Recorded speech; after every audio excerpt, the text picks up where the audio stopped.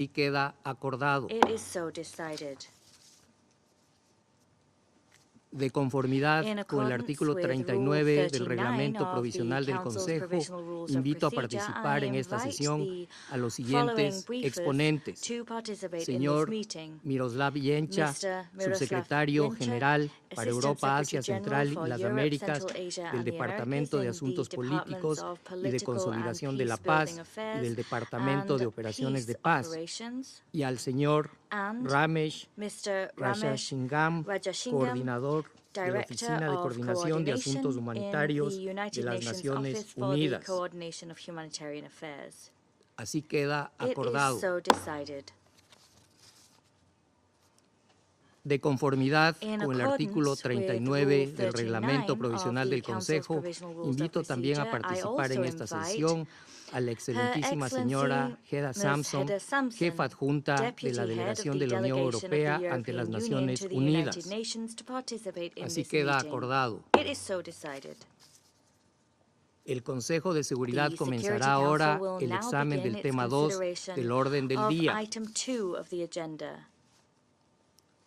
Señor Miroslav Yencha, I tiene now usted give the la floor to palabra. Mr. Miroslav Yencha. You have the floor. Muchísimas gracias, Many señor thanks, presidente. Mr. President. Mr. President, the cold winter weather has arrived in war-torn Ukraine, intensifying Russian attacks on the country's energy facilities amidst heavy snow and freezing temperatures are worsening the dire humanitarian conditions across the country. Since the last time I briefed this Council 2 weeks ago, we have continued to see daily reports of attacks on Ukraine's critical civilian infrastructure, many resulting in civilian casualties. Since Russia launched its full-scale invasion of Ukraine in violation of the UN Charter and international law, the Office of the High Commissioner for Human Rights has verified 10,065 civilians killed and 18,679 injured. The actual figures are likely considerably higher. Most civilian casualties continue to be caused by shelling and multiple launch rocket systems in areas near the front line. However, the attacks have recently escalated on populated areas across the country. On 25 November, Kyiv came under the most significant drone attack in months. The extensive presence of explosive remnants of war and mines continues to have a significant impact on civilians and their livelihoods, more so in rural areas and agricultural lands. Since August, they killed 31 people and injured 98, mostly men and boys. All attacks against civilians and civilian infrastructure must stop immediately. They are prohibited under international humanitarian law and are simply unacceptable. Mr. President, as a result of the war, 10 million people have been forced to flee their homes, including 3.7 million internally displaced and over 6.3 million refugees recorded globally. While we can attempt to count the numbers of those killed, injured, and displaced, the full lasting toll of this devastating war on the civilian population is beyond measure. In addition to the lives lost, families torn apart, and life-changing physical injuries, the impact of the war on the mental health of millions of Ukrainians will be felt for decades to come. Children often suffer the greatest lasting trauma in any conflict. In Ukraine, they also face major disruptions in access to basic health and education, which will impact their lives for years. The fighting has damaged and destroyed hundreds of schools, health and medical facilities. Given the security situation, only half of the 3.9 million children in the territory under Ukraine's control have attended school in person full-time since the start of the school year. Mr. President, due to the war, women in Ukraine face a heightened risk of sexual and gender-based violence. Increased poverty rates caused by the war also affect women more than men. Women face a greater amount of domestic and unpaid care work due to family separation, lack of childcare facilities, and school closures. Yet, since the beginning of the war, women have also taken on new vital roles in their communities. Most frontline workers, volunteers, and first responders in Ukraine are women. Mr. President, as long as the war continues, all 4 Ukraine's nuclear power plants remain at risk. On Saturday, the International Atomic Energy Agency reported that the Zaporizhia nuclear power plant, Europe's largest nuclear power plant, located dangerously close to the front line, suffered a complete off-site power outage. This was the 8th time since the start of the invasion. Last Wednesday, the IAEA team at the Khmelnytsky nuclear power plant in western Ukraine reported hearing several explosions close to the plant. The plant was not directly affected, yet the incident reminded of the risks faced by Ukrainian nuclear sites, even those away from active combat. All nuclear sites must be able to operate safely and must be protected to avoid potentially catastrophic consequences. Mr. President, despite the reports of increasing shipments in the Black Sea, the war continues to pose significant risks to civilian navigation and to Ukraine's grain export capacity. Since 11 July, OHCHR has recorded 32 attacks that damaged or destroyed grain production and export facilities in territory of Ukraine under Ukrainian control. Russian attacks hit port facilities, grain silos, and vehicles for transporting grain. Most attacks affected infrastructure in Odessa region, where the Black Sea and Danube River ports are located.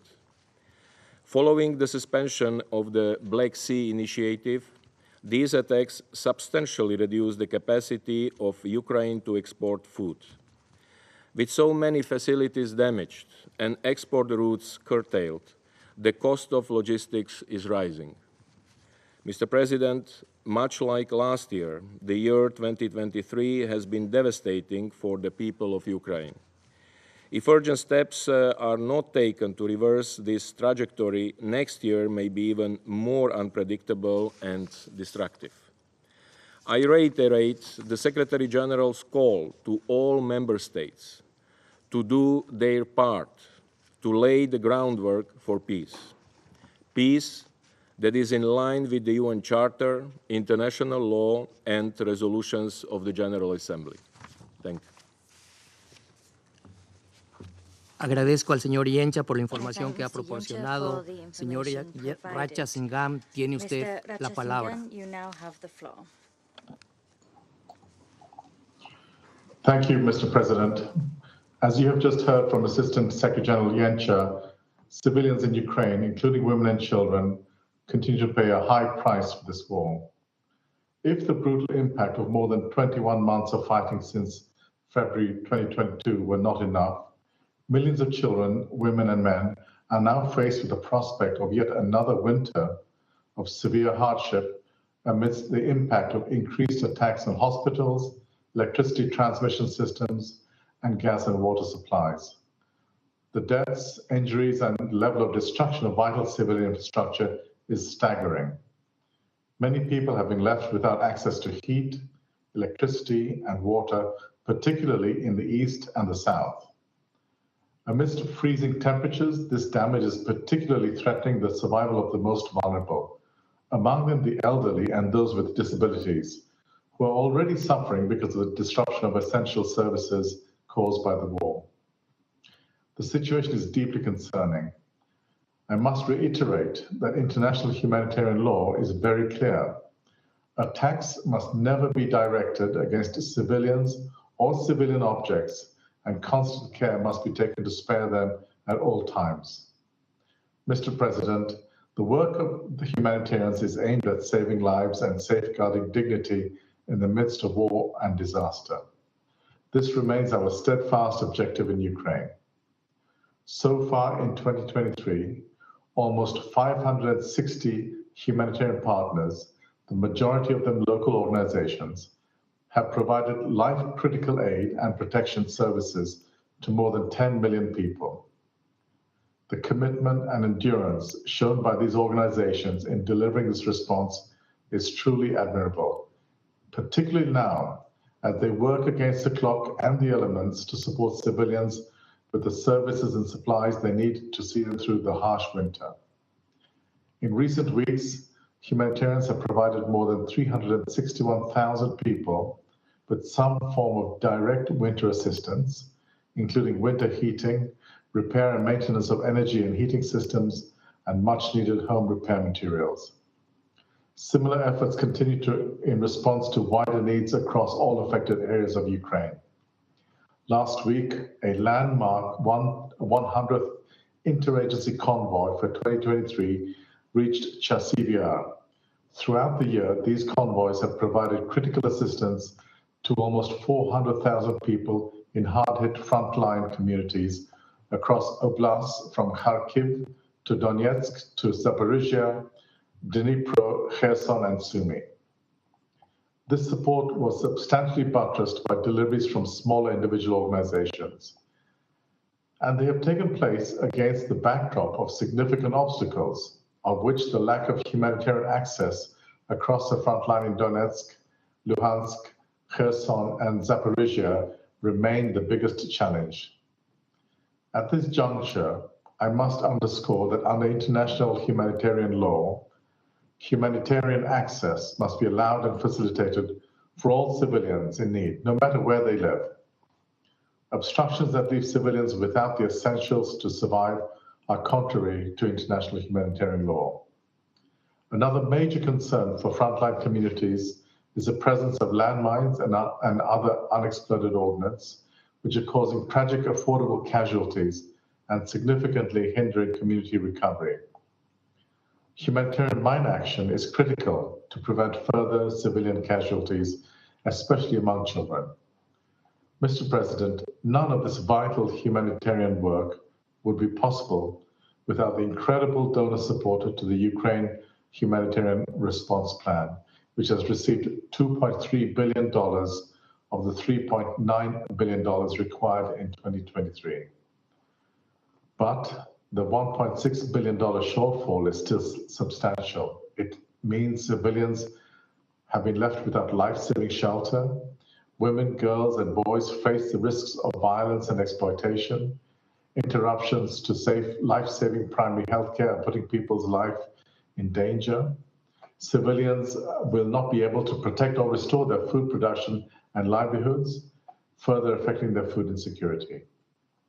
Continued financial support is critical to sustain humanitarian operations to the end of 2023 and into 2024, and as long as civilians endure the war's terrible toll.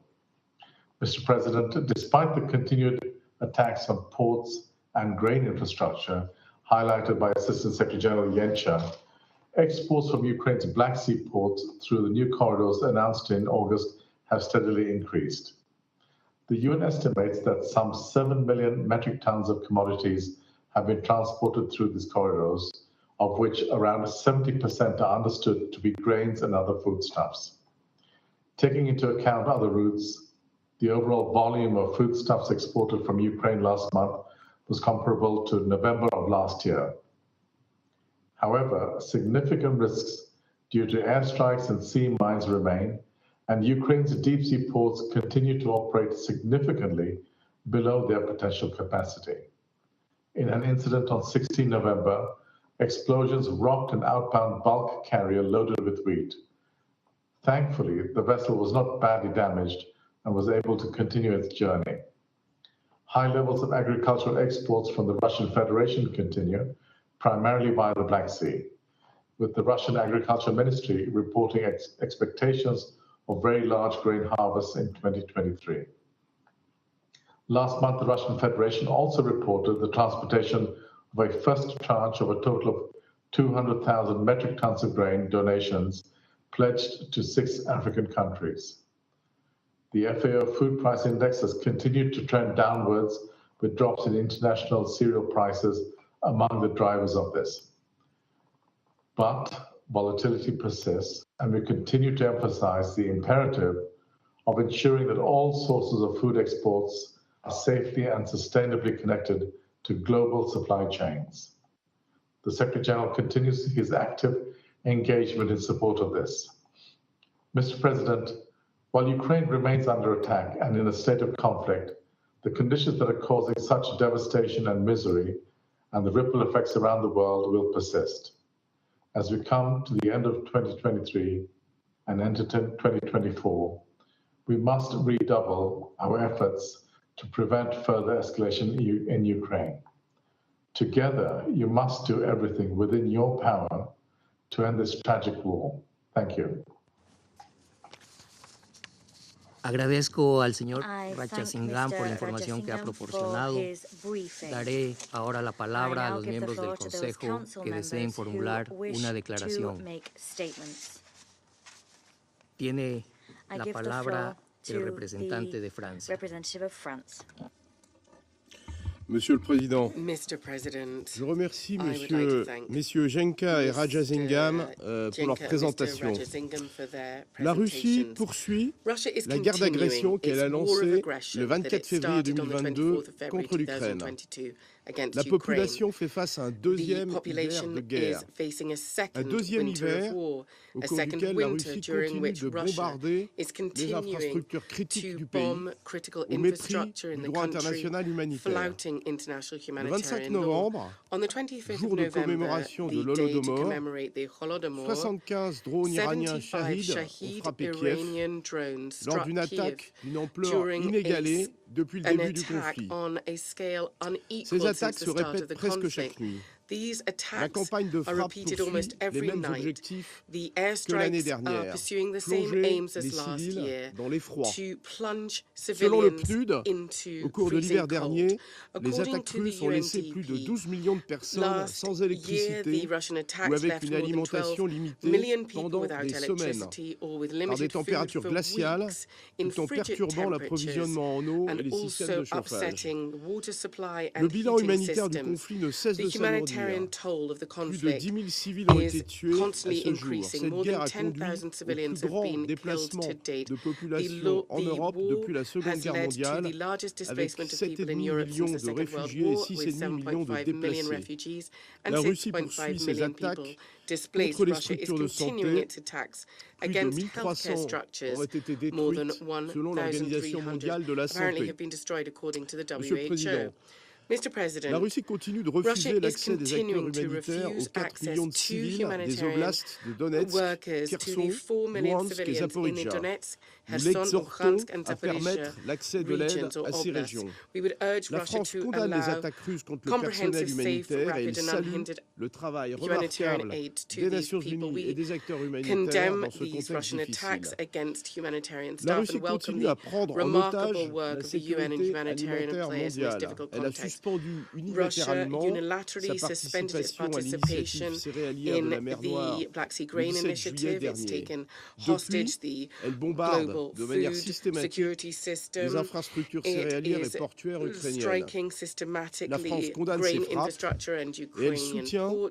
les efforts France des Nations Unies pour condemns these rétablir strikes and un couloir supports the UN's d'exportation efforts sécurisé to en mer Noire re-establish a à safe destination des export pays corridor in the Black vulnérables. Sea. La Two France vulnerable continue avec ses countries, France partenaires will européens continue along d'agir with pour its permettre EU les partners exportations de to céréales act in ukrainiennes, order to notamment allow dans le cadre Ukrainian des corridors grain de exports, solidarité. in particular Elle in est the également context of mobilisée the dans le cadre de l'initiative solidarity Grain for corridors. Ukraine. France has also mobilized La in the France soutient à context of cet the égard Grain from l'acheminement via le Ukraine Programme alimentaire initiative. mondial et France ses supports partenaires the de 25 delivery 000 tonnes de via the céréales à WFP and its destination du partners of Nigeria 25,000 et de tons of 32 grain 000 to tonnes de Nigeria, céréales à destination du Soudan 32,000 pour un montant tons de to Sudan 8,3 millions d'euros. as well, À Kiev, to le the 25 tune of novembre, 8.3 million nous avons euros. annoncé une nouvelle In Kiev, contribution on de the 3 millions 25th of November, d'euros we announced a pour la new contribution livraison of 3 de million céréales euros ukrainiennes to vers supply des pays Ukrainian grain particulièrement to impactés par la countries crise, particularly en impacted plus des by the opérations crisis, de livraison de over and céréales que nous beyond avons the grain déjà delivery soutenues pour le operations Nigeria, that le we've Soudan, already la Somalie et supported le for Yémen. Nigeria, Sudan, Somalia, Monsieur le and Président, Yemen. la France Mr. continuera President, de France se will tenir continue aux to côtés de stand l'Ukraine et de la alongside Ukraine population and the ukrainienne en lui Ukrainian apportant tout le population soutien nécessaire by lending à all son necessary exercice support de son droit à la légitime as it défense exercises its en right vue to de legitimate rétablir son defense intégrité in order to territoriale restore et its sa territorial souveraineté. Je vous integrity remercie. and its sovereignty. Thank you. Agradezco al I representante de thank the Francia por su representative of declaración. France for Tiene that la statement, and palabra now el give the floor representante de to the Estados Unidos. representative of the United States. Thank you, Mr. President. And thank you, Assistant Secretary General Yensha and Director for Coordination Rajan Singham for your briefings today. Colleagues, since last February, Russia's illegal war of aggression against Ukraine has resulted in the deaths of nearly 10,000 civilians, injured over 18,000 people, and displaced more than 6 million people. The numbers are staggering and continue to grow.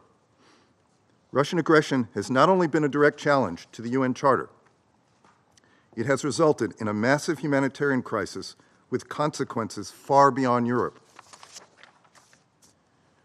We have heard an ever-growing list of nonsensical justifications by Russia for waging and continuing this unjustified war.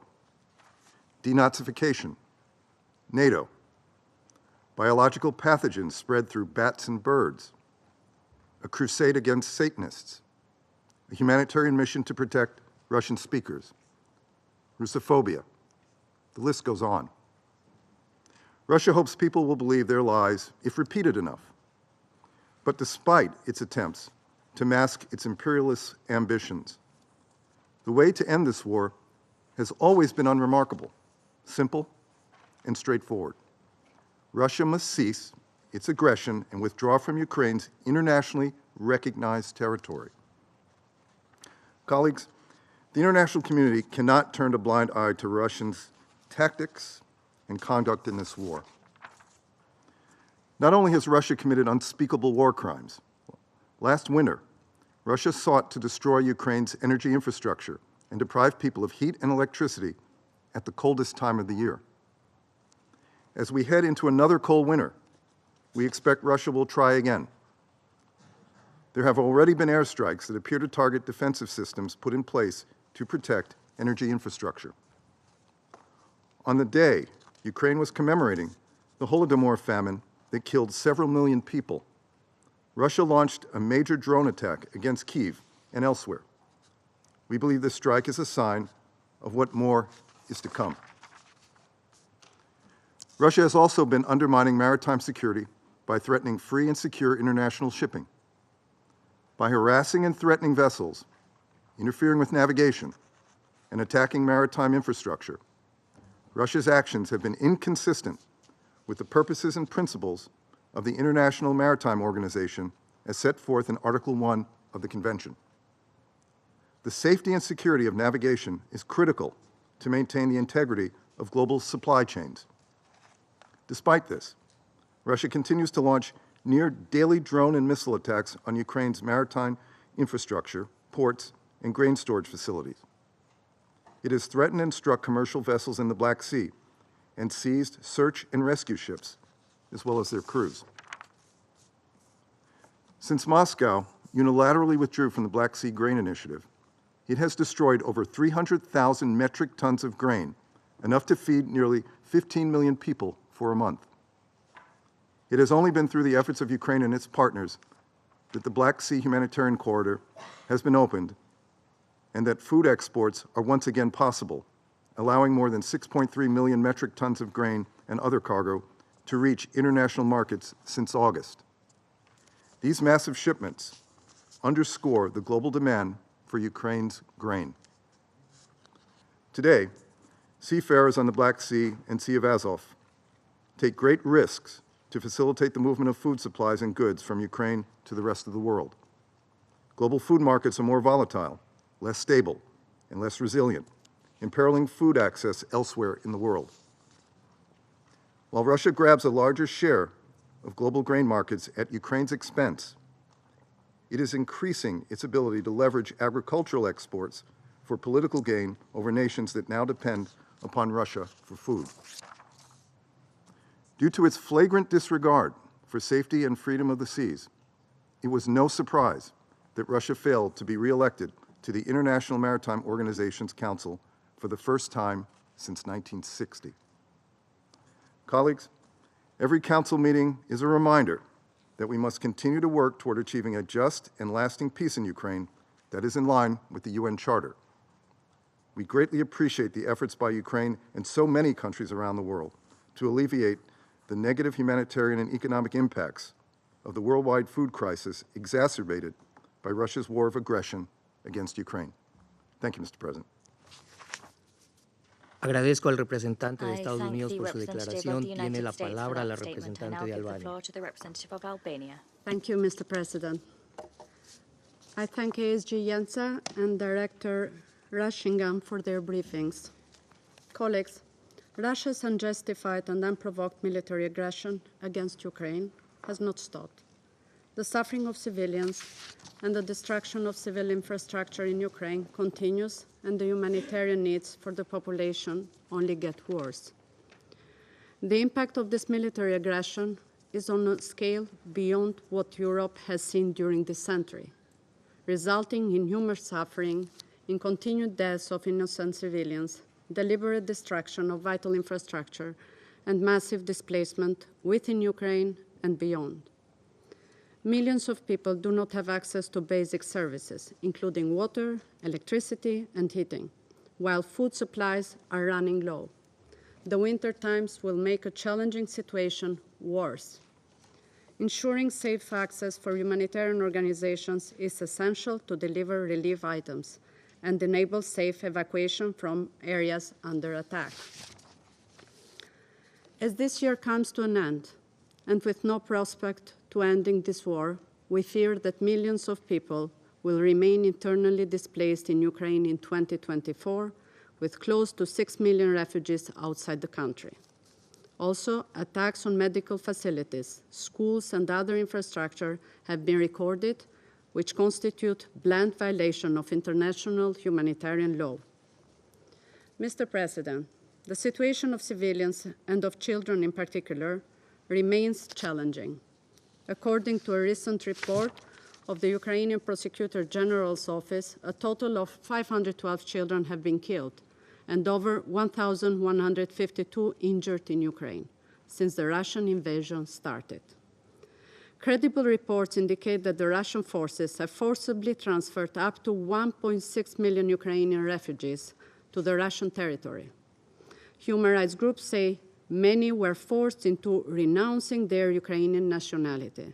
Although Russia tries to cover its actions as humanitarian evacuations, forcible transfers are a war crime under international law. Several reports have pointed out unquestionable evidence that the Russian authorities have committed a wide range of violations, many of which amount to war crimes. They include willful killings, attacks on civilians, unlawful confinement, torture, rape, and sexual violence, as well as forced transfers and deportation of children. Mr. President, the World Food Programme estimates that 1 in 3 Ukrainian households is food insecurity, the situation being worse in some areas of the East and South. The war continues to have far-reaching humanitarian implications, way beyond Ukraine, across Europe and the globe, especially after Russia stopped the Black Sea Grain Initiative. By seriously impacting supplies of grain and other food staples from Ukraine, it affects many countries and regions of the world that are already facing acute levels of food insecurity. We commend the efforts of Ukraine to continue the grain export from the Ukrainian ports through the Black Sea humanitarian corridor. Colleagues, Russia must stop the war it started without any justification. It must stop its aggression that is deliberately destroying its neighbor, and it must put an end to a dangerous adventure that continues to kill innocent people and threatens the European security architecture. This is the only way to support peace, a just and lasting peace, based on UN Charter and the respect of sovereignty and territorial integrity of Ukraine within its internationally recognized borders. And I thank you. Agradezco a la representante I de thank Albania the por su representative of declaración. Albania Tiene la for that palabra el statement. I now give representante the de floor to China. the representative of China. Mr. President, I thank ASG Yancha and Director Raja Singham for their briefings. The ongoing crisis in Ukraine has witnessed the massive destruction of large-scale infrastructure, with the progress of repair being slow. Recently, Ukraine, Russia, and other Black Sea countries experienced extreme weather conditions, such as rare snowstorms, which have caused disruptions in transportation and power supply and led to civilian casualties, about which China is concerned. The international community and humanitarian agencies should step up their relief efforts to ensure that people in conflict-affected areas can safely survive the winter.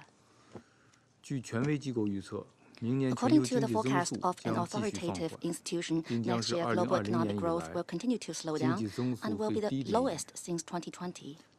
One of the major reasons being the severe impact of geopolitical conflicts. I would like to underscore once again that the prolongation and the complication of the Ukrainian crisis is not in the interest of any party, and that the international community should make joint efforts to minimize the negative spillover effects of this crisis, to maintain global food, energy, and financial security, and to ensure the stability and the smooth flow of the global industrial chain and supply chain. Mr. President, China's position on the question of Ukraine remains unchanged. We have always been standing on the side of peace and dialogue, and have always been committed to promoting peace talks so as to achieve a ceasefire and an end to the war as soon as possible. Conflicts and wars produce no winner. We call on all parties to adopt a calm and pragmatic attitude and to intensify their efforts for peace so that the fighting will stop at an early date. China will continue to work with all parties and make unremitting efforts to promote a political settlement of the crisis. Thank you, Mr. President. Agradezco al I thank representante the de China por su representative of China declaración. for Tiene that la statement. palabra I give el the floor to representante the de Gabón. representative of Japan. Gabon. Microphone, please.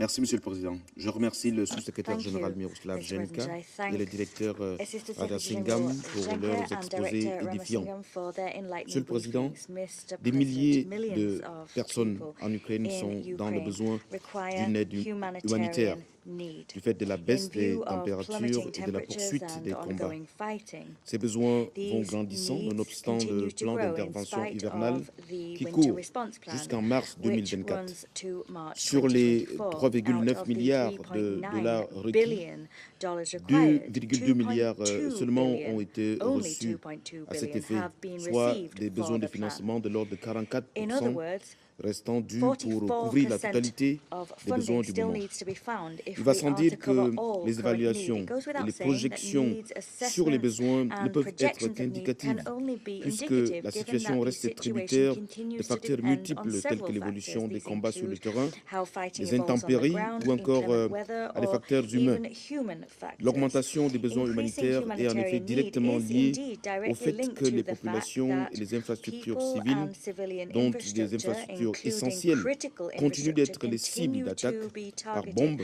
by bombs. contraignant de nombreux This civils à forces fuir leur lieu many d'habitation. civilians to flee Monsieur le their Président, dwellings. Mr. il est President, important it de is rappeler important que la to guerre recall n'est pas that une situation war de is non-droit not something et that que les operates in a belligérants legal sont vacuum. tenus de respecter Warring leurs parties are engagements obliged to en vertu du uphold droit their international commitments humanitaire, pursuant en to particulier international humanitarian les law, in conventions de particular Genève the de Geneva 1949 Conventions of et leur protocole 1949 additionnel. and their additional Les protocols. belligérants ont la Warring responsabilité de parties are protéger responsible sans for discrimination protecting without les discrimination populations the qui ne people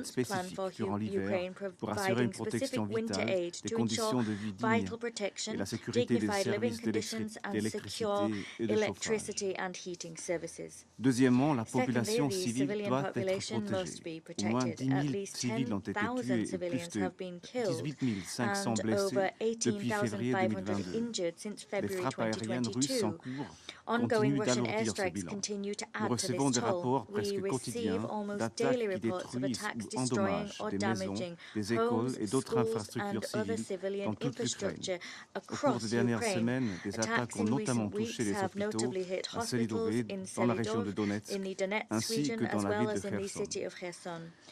Les établissements et le personnel sanitaire bénéficient d'une protection spéciale en vertu du droit international humanitaire.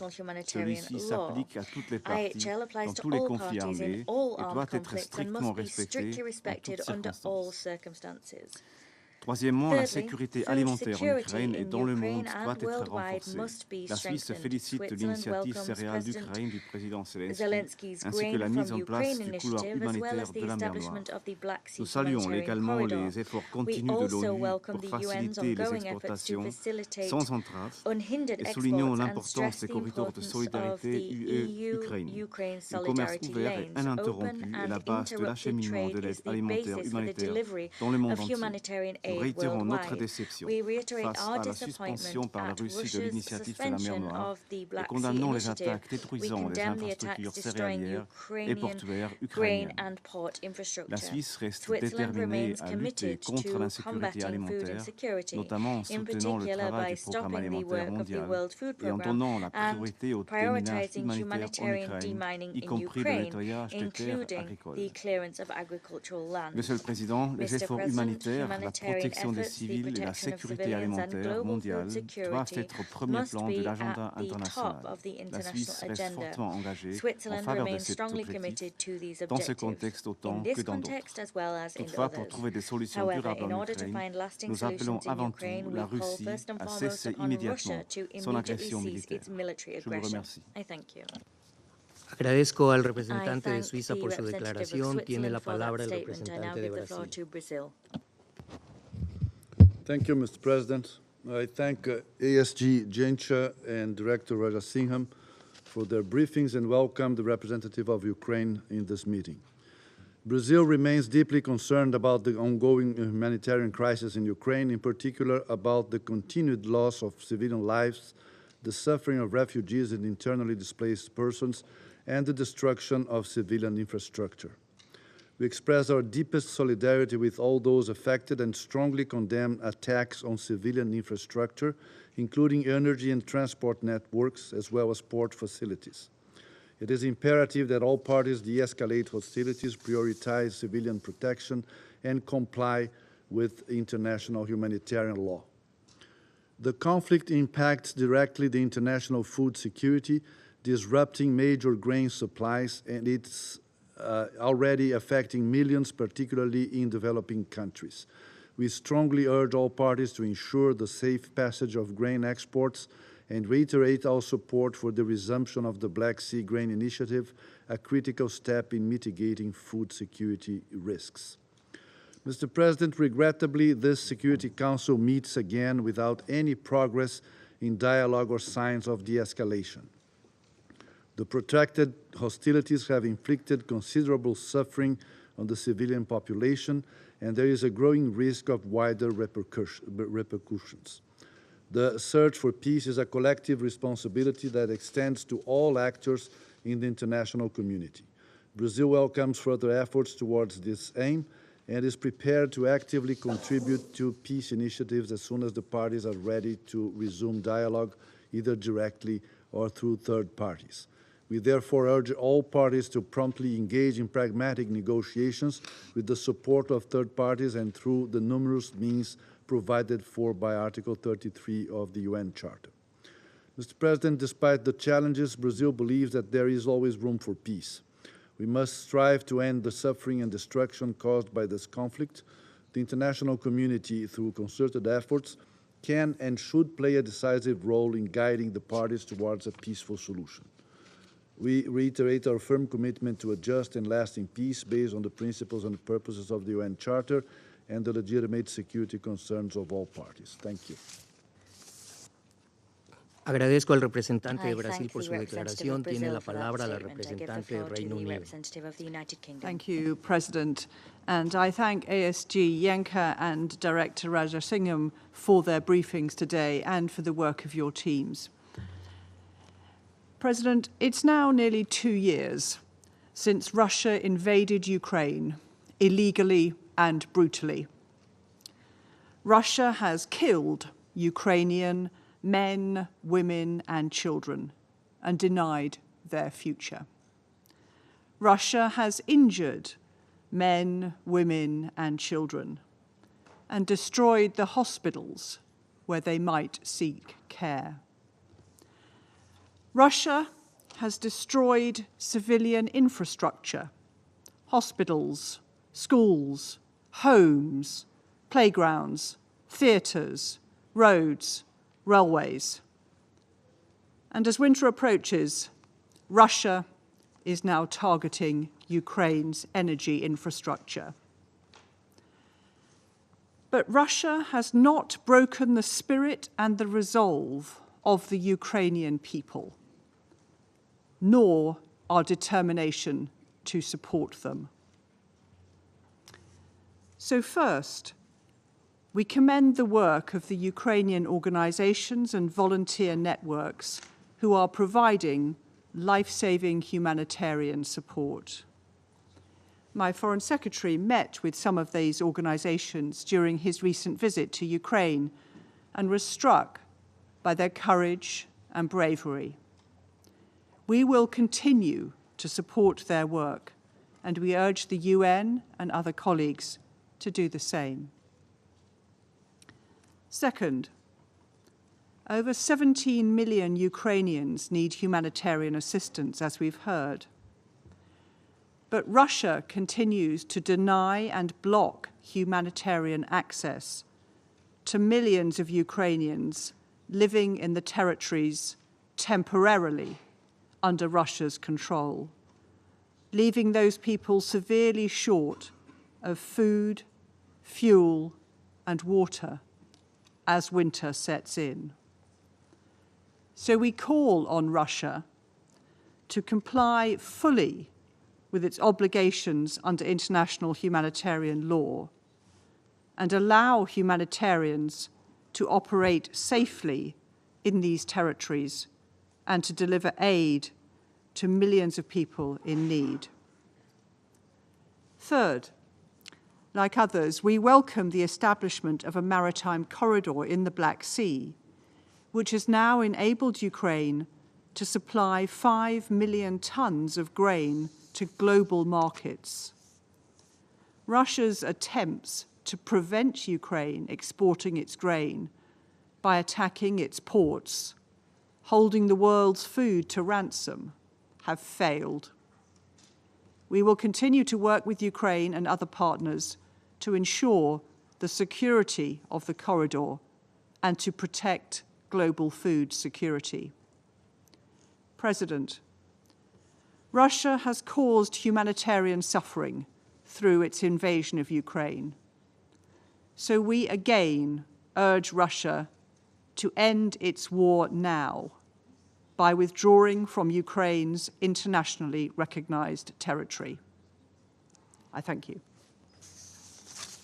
Agradezco a la representante del Reino Unido por su declaración. Tiene la palabra la representante de Ghana.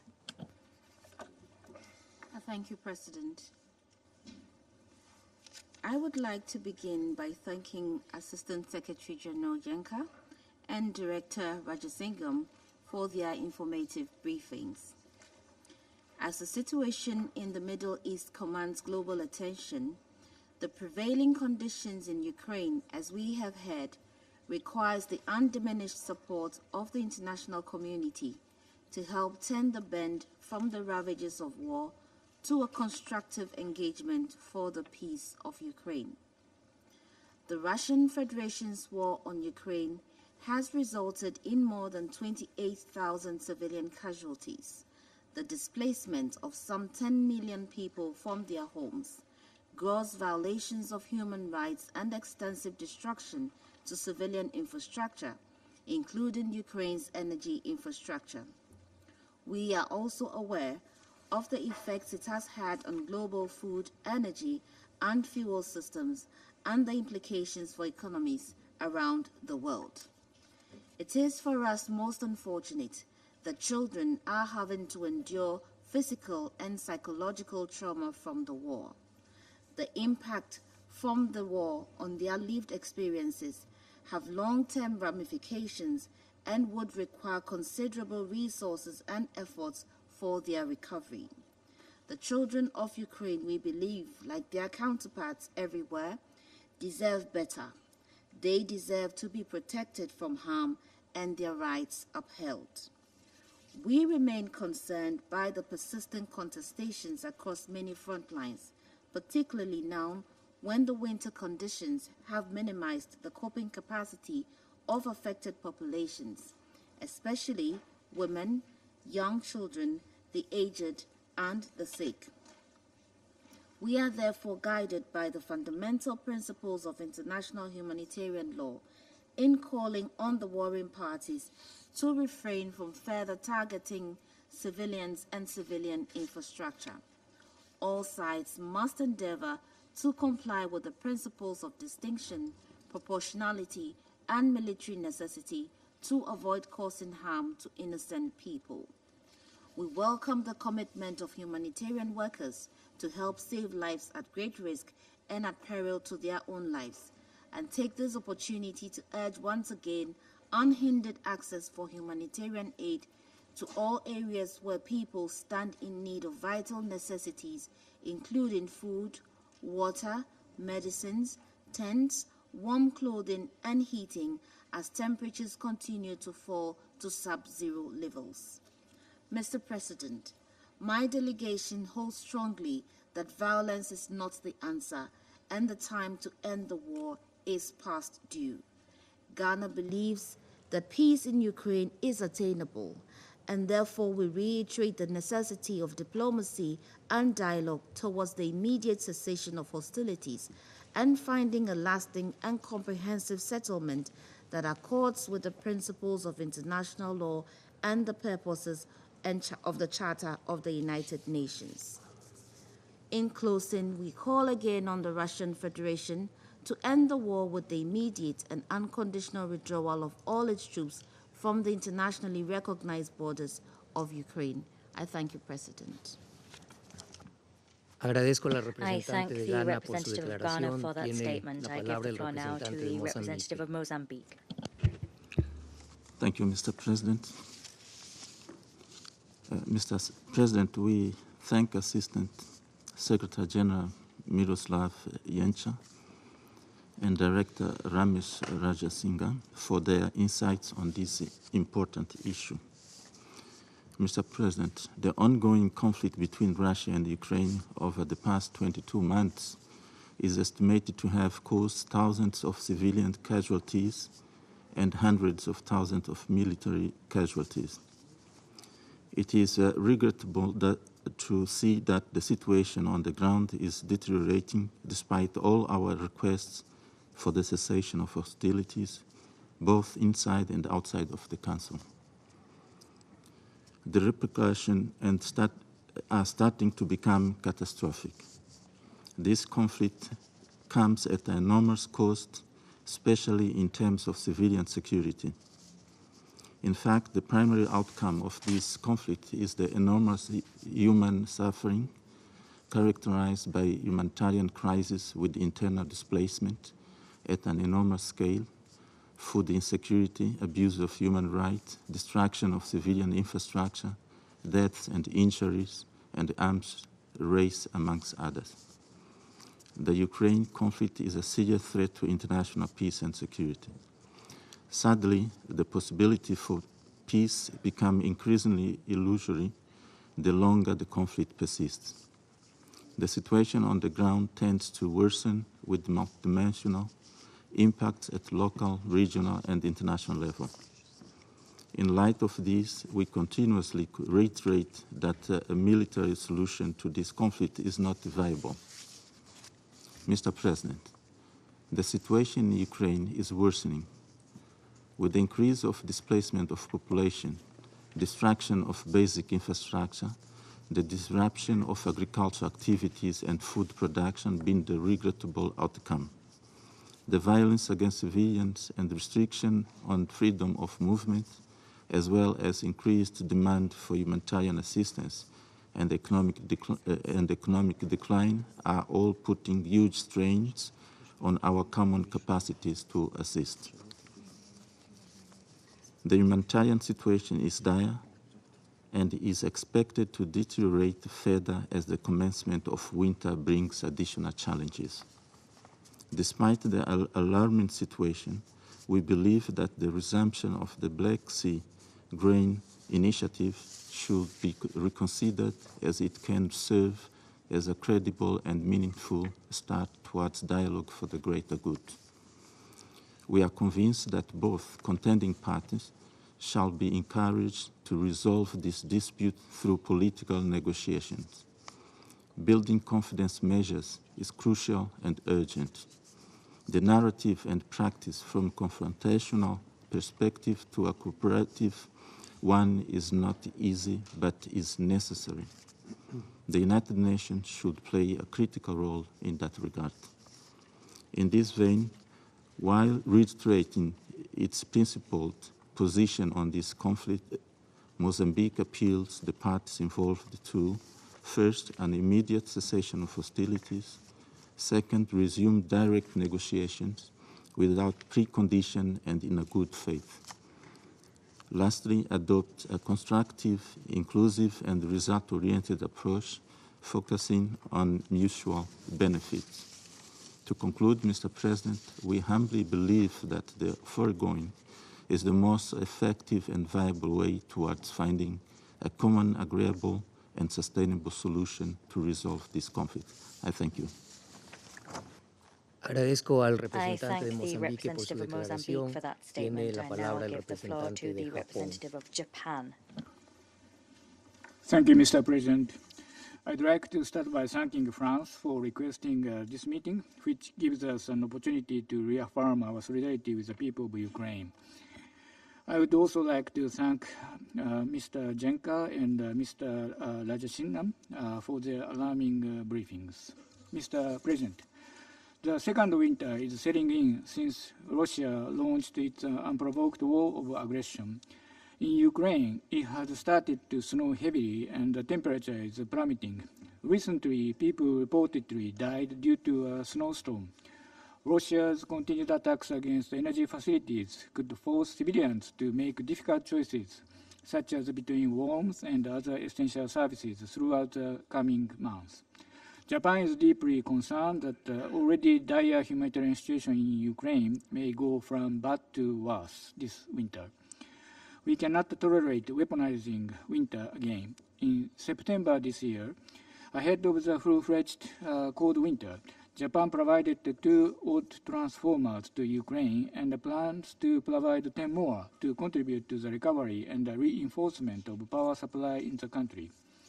Japan is also aiming to provide 3 gas turbines by the end of this year, with 2 more currently in the procurement process. Once delivered, these old transformers and gas turbines are expected to benefit more than 5.5 million people in Ukraine. Japan is also deeply distressed by Russia's blatant disregard for the international humanitarian law. The provisions of IHL are not options, but obligations for parties to conflicts to observe and the rules to which they are held accountable. Japan will not tolerate impunity for those responsible, and the perpetrators of violations of IHL must be identified and held accountable. Mr. President, the death toll of civilians in Ukraine, verified by the United Nations, has exceeded 10,000, including more than 560 children. The actual figure may be significantly higher. Why do we have to observe such a grim milestone? Why did those innocent people have to die? Why do those who survived have to endure more destitution? The answer to these questions is obvious. Without Russia's unlawful war of aggression, we would have not been faced with such distressing questions. Once again, we strongly urge Russia to withdraw immediately and unconditionally from the internationally recognized borders of Ukraine and not to cause further atrocities. The people of Ukraine are enduring another deadly winter of war. Japan will continue to stand in solidarity with the people of Ukraine until they can finally enjoy the warm spring of peace which they all deserve. I thank you, Mr. President. Agradezco al representante de Japón por su declaración. Tiene la palabra el representante de la Federación de Rusia.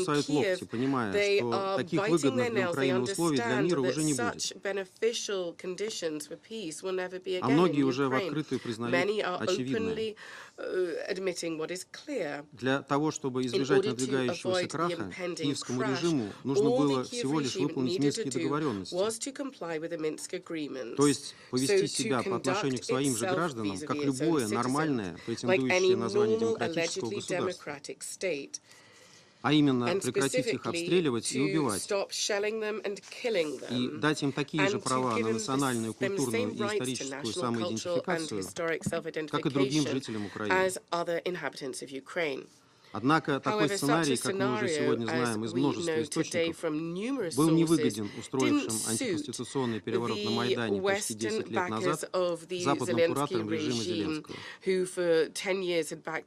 Не для того они, как признались бывший канцлер Германии Ангела Меркель и бывший президент Франции Франсуа Олланд, 7 лет вооружали Украину и готовили ее к войне с Россией под прикрытием Минских договоренностей, чтобы вот так запросто дать нашим двум братским народам снова жить в мире и согласии.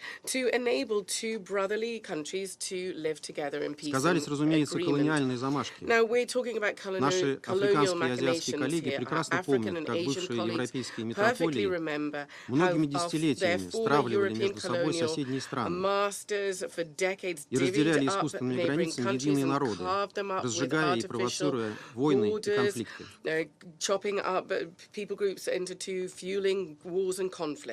Ничего в их поведении за эти годы, по сути, не изменилось. Ни в Африке, ни на Украине, которой они много лет готовили на роль пешки в своей геополитической борьбе против России.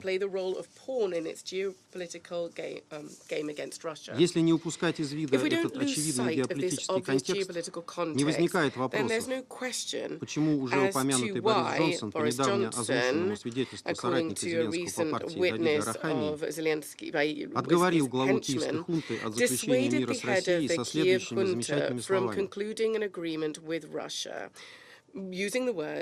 Давайте будем просто воевать.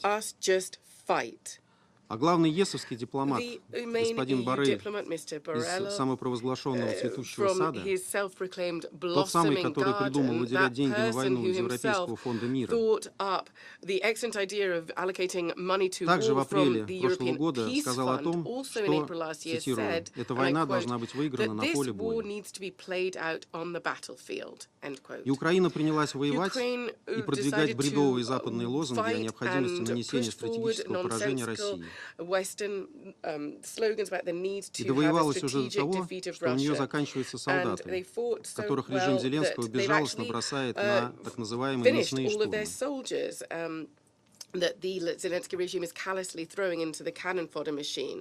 В украинском обществе мобилизация уже давно называется могилизацией. Никто до такой степени не хочет отправляться на верную и бессмысленную смерть, что средний возраст мобилизованных приближается к 50 годам. А на днях, как сообщили украинские СМИ, в Центре подготовки резервов Гаймадатская сечь прошла обучение первая партия мобилизованных 17-летних сирот, которых вроде бы должны были использовать исключительно в тыловых районах Харьковской области, а именно в 103-й бригаде территориальной обороны. Однако украинская власть, как обычно, всех обманула. И 3 декабря один из сирот погиб на линии фронта, о чем сообщила в соцсетях директор детского дома. Одним словом, Зеленский и его подельники уже формируют нечто вроде Гитлер-Югенда, как и глава Третьего рейха перед своим неотвратимым и бесславным концом в мае 1945 года.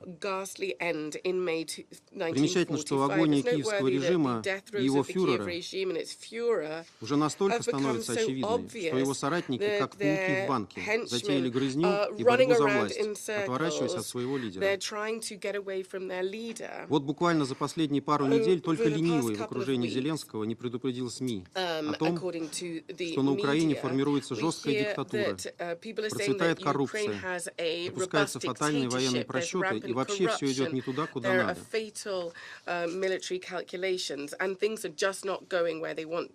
Мы-то об этом говорили на заседаниях СБ уже давно. Однако подобные откровения теперь наперебой делают такие внутриукраинские игроки, как тот же Арахамия, бывший советник Зеленского Арестович или мэр Киева Кличко.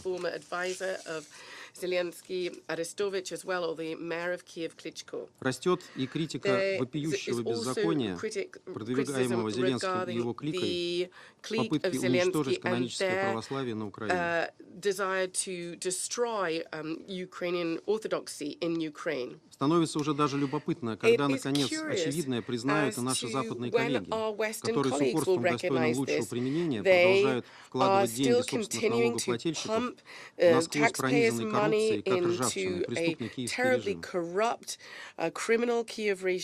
Кое-кто уже потихоньку начал прозревать, но это пока еще не тенденция.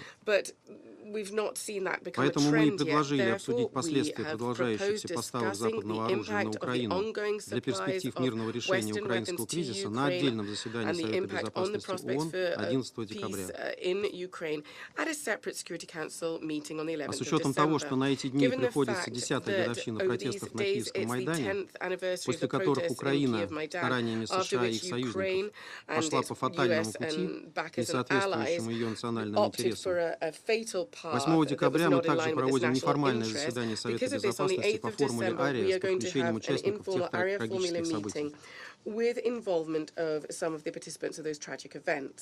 Коллеги, в завершении, поскольку ряд западных делегаций затронул сегодня и на прошлом аналогичном заседании сюжет с так называемой зерновой сделкой и даже обвинил Россию чуть ли не в провоцировании голода на Украине, хотел бы отметить следующее. Если бы украинцы действительно находились в таком бедственном положении, как это пытаются представить наши западные коллеги, то Киев, наверное, не стал бы вывозить зерно из страны в таких огромных количествах. По экспертным оценкам, в 2022-2023 году из якобы голодающей Украины экспортировано почти 50 миллионов тонн зерновых. В период с января по август всего года продовольствие продано на 14,6 миллиардов долларов. Из них основные позиции – это зерновые культуры, включая пшеницу и кукурузу. Хочу спросить, как эта тенденция соотносится с оценками наших западных коллег о так называемом новом голодоморе в этой стране? Получается, что если это так, то вы как раз этому голодомору и способствуете, толкая Киев поставлять зерно в богатые и сытые страны Евросоюза. А перевозчики из стран Восточной Европы, блокирующие на границе фуры с украинским зерном, получается, с этим голодомором как раз борются, не давая продовольствию покидать якобы голодающую страну.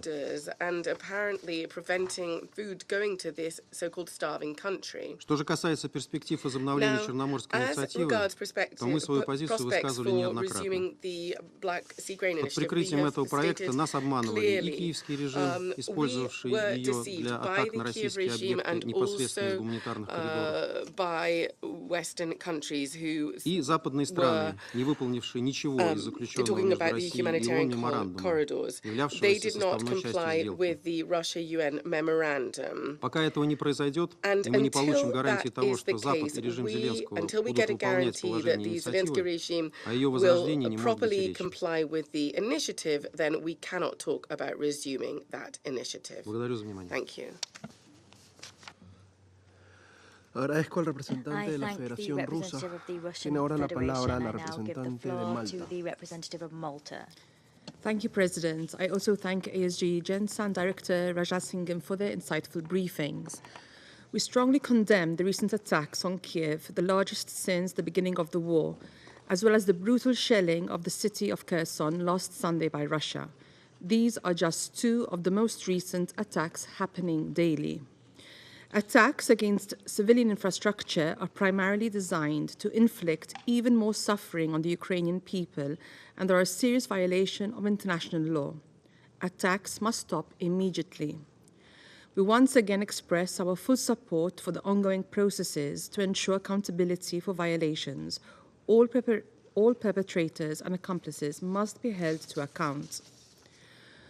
Malta remains deeply concerned that children continue to bear the brunt of Russia's aggression against Ukraine. Killing and maiming and attacks on schools and hospitals remain at an all-time high. We call on Russia to cease attacks on schools and hospitals and populated areas, to allow access to the UN and humanitarian actors in all territories, and to adopt and implement an action plan to end and prevent grave violations against children. President, Russia's war of aggression against Ukraine continues to aggravate global food security. Russia's withdrawal from the Black Sea Grain Initiative, as well as its campaign of systematic attacks against Ukrainian ports, infrastructures, and grain stores, are undermining Ukrainian livelihoods, destabilizing the international economy, and instrumentalizing food. The humanitarian needs in Ukraine are driven by the consequences of Russia's invasion. Today, 1 in 5 Ukrainian families are facing hunger, with agricultural and food-producing communities the most affected. Ukraine's agricultural fields are potentially contaminated with remnants of war, making them unable to harvest. As we have just heard from our briefers, winter will only continue to worsen the dire humanitarian conditions across the country. According to the OHCHR, there have been 31 documented attacks targeting facilities crucial to grain production and export in Ukraine. Such actions have caused significant harm to over 160 civilian infrastructure facilities and destroyed more than 300,000 tons of grain. As a result, the export of Ukrainian grain cargoes to countries of Asia, Africa, and Europe has been reduced by almost 3 million tons per month. This is exacerbating the worldwide food crisis and inflicting additional suffering on communities that are already grappling with insufficient access to food. As part of the European Union's response, the solidarity lanes will continue to facilitate transit and export via land routes to world markets, which have enabled the export of more than 57 million tons of Ukrainian agricultural products so far. President, the security, stability, and freedom of navigation in the Black Sea are crucial for sustainable grain exports. There have been threats to attack cargo vessels in the ports of the Black Sea, and incidents involving civilian vessels resulting in casualties occurred last month. These actions significantly jeopardize the safety of maritime transportation and hinder commercial activities. We once again urge Russia to fully comply with its international obligations and ensure the freedom of navigation in the Black Sea. In closing, President, we underscore once again our conviction that Russia must immediately cease all hostilities in view of securing a just and lasting peace. Most importantly, it must unconditionally and completely withdraw all its forces and military equipment from the entire territory of Ukraine within its internationally recognized borders. I thank you. Agradezco a la representante de Malta. Tiene ahora la palabra la representante de Emiratos Árabes Unidos. شكرا سيد الرئيس. Thank you, Mr. President. First, I would like to thank the briefers for their detailed statements. Mr. President, the war in Ukraine is approaching its second-year anniversary soon without any sign of reaching a peaceful solution that would end the suffering of the Ukrainian people and put an end to the severe humanitarian crisis caused by this conflict. The gravity of this situation is underscored by the internal displacement of more than 3.5 million people, with nearly 6 million seeking refuge abroad. These displaced individuals have endured significant suffering in their pursuit of safety and security. This is in addition to the killing of thousands of people, the division of families, and separation of children from their parents. More than 17 million people are in need of humanitarian aid. We also regret that ongoing fighting has led to evacuations of civilians, including children, from areas including Donetsk. The long-term repercussions of this conflict, especially on children, are also concerning. 3,800 educational facilities are damaged or destroyed. 5 million children have had their education disrupted. and only 30% of Ukraine's children are attending schools full-time in person. This means that an entire generation is at risk of losing their right to education. This jeopardizes the acquisition of skills and capabilities that would empower them to play active roles in building and developing their future communities. The severe damage to basic infrastructure in Ukraine raises further concerns about the living conditions of civilians and their access to basic services, especially during the ongoing winter season. We also recall the particular protection under international humanitarian law for medical and humanitarian personnel exclusively engaged in medical duties, their means of transport, as well as hospitals and other medical facilities. In this context, we regret that relief aid from a non-governmental organization was damaged during the attack that took place in Kherson on the 4th of December. We are also concerned about the continued attacks on health facilities in Ukraine, especially near the front lines. More than half of the attacks that targeted healthcare facilities globally between 2022 and October 2023 occurred in Ukraine, according to the World Health Organization. Although these numbers will rise when adding the number of attacks launched on health facilities in the Gaza Strip, this does not change the concerning reality of the situation in Ukraine. Therefore, it is important to demand that all conflicting parties around the world must comply with international humanitarian law without any consideration for who violates these laws, against whom, or where. Mr. President, the number of armed conflicts around the world has reached its peak. The suffering of civilians has exceeded what can be tolerated or contained. It has become increasingly urgent to intensify our international efforts to find the path to peace in Ukraine and in other conflict-affected countries. Diplomacy, dialogue, and political solutions must remain as the primary and only option to resolve differences and permanently end the suffering of people. Accordingly, the UAE urges all parties to work together to end the war and achieve peace, and we stand ready to support any serious efforts to this end. We look forward to the day when lasting security and stability are restored in Ukraine in line with the UN Charter, aiming to preserve Ukraine's unity, independence, and territorial integrity. I thank you, Mr. President. Gracias. Agradezco a la representante de Emiratos Árabes Unidos. A continuación, formularé una declaración en calidad de representante del Ecuador.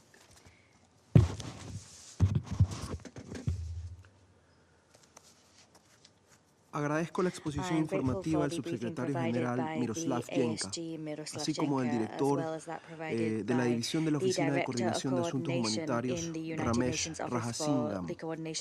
Reconozco la presencia del representante permanente de Ucrania, así como los representantes de las delegaciones de la Unión Europea, Dinamarca, Polonia y Letonia.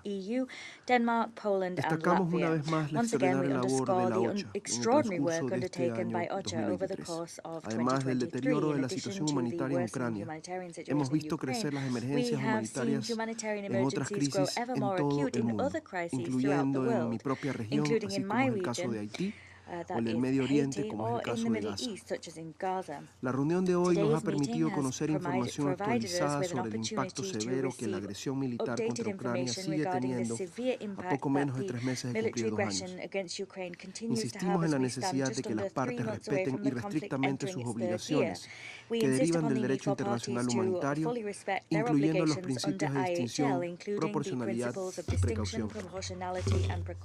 Llamamos a las partes, además, a proteger a los trabajadores humanitarios y, en particular, llamamos a la Federación de Rusia a facilitar el acceso humanitario seguro en las zonas bajo su ocupación temporal.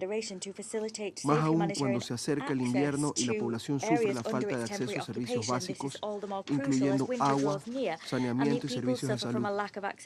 Lamentamos que desde la suspensión de la iniciativa del grano hayan incrementado los bombardeos sobre ciudades portuarias de Ucrania e infraestructura de carga de los cereales. Recordamos la necesidad de protección y seguridad marítima y, en particular, la obligación de respetar la integridad de las embarcaciones civiles. Llamamos a la preservación de los sistemas de alimentos y de abastecimiento de agua y recordamos la prohibición existente de atacar, destruir, sustraer o inutilizar los bienes indispensables para la supervivencia de la población civil, incluyendo bienes agrícolas y cosechas. Como ya lo ha expresado esta delegación, el impacto que esta guerra tiene sobre la agricultura y los medios de subsistencia rurales en Ucrania es crítico, con decenas de miles de millones de pérdidas para los hogares, destrucción de maquinaria y equipo, instalaciones de almacenamiento, cultivos, insumos y tierras agrícolas.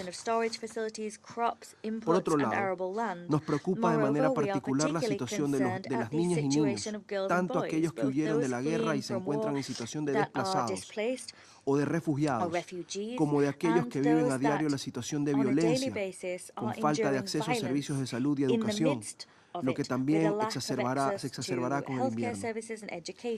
También seguimos atentos a la situación de los menores que fueron transferidos y llamamos a que se protejan sus derechos y se facilite su devolución. Finalmente, hacemos un llamado firme para que este Consejo reitere su respaldo a las labores del Secretario General.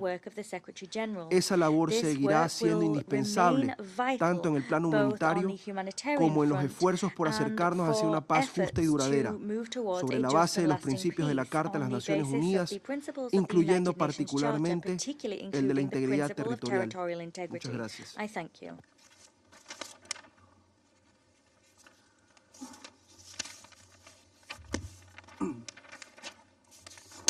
Vuelvo a asumir mis funciones como presidente del Consejo.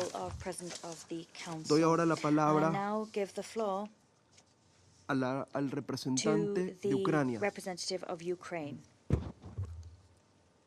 Gracias, señor presidente. Thank you, Mr. President. Distinguidos miembros del Consejo de Seguridad, secretario general adjunto Yencha, director Rasingham. También reconozco la presencia del representante de Putin en el asiento permanente de la Unión Soviética. Desde que inició la invasión a gran escala, hemos documentado más de 114.000 casos de violación de las leyes y costumbres de la guerra en el territorio ucraniano por parte de su país.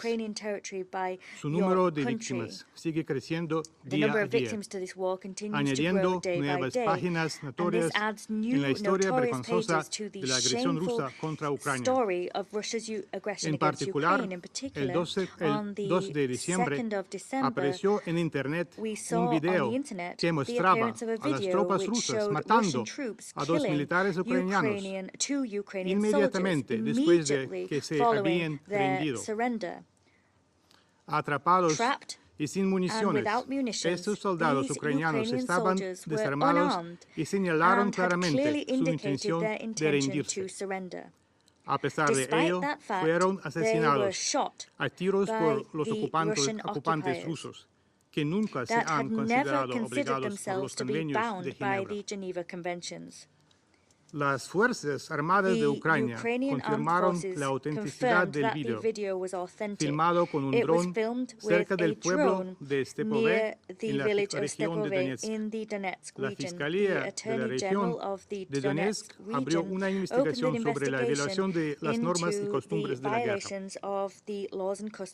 Esta no es la primera ejecución de prisioneros de guerra ucranianos y ya llamamos la atención del Consejo de Seguridad sobre otros crímenes atroces, incluido el asesinato de soldados ucranianos capturados después de torturas crueles y inhumanas.